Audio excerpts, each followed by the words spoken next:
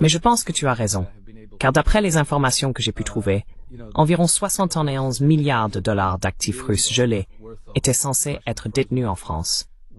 Mais il semble maintenant que ce chiffre ne soit plus que de 25 milliards.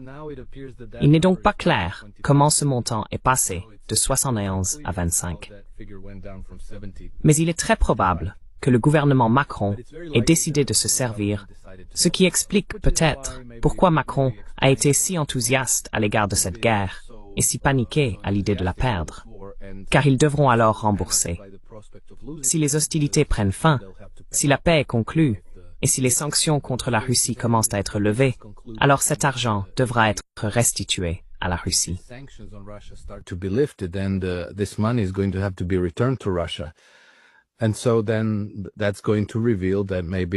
Et donc, cela va révéler que peut-être Macron et son gouvernement ont profité de la situation et volé des avoirs russes.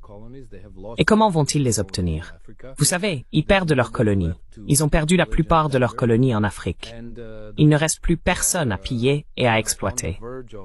Et le peuple français est, vous savez, au bord d'une sorte de révolte, façon prise de la Bastille. Donc, il ne sera pas possible de récupérer cet argent en taxant l'économie.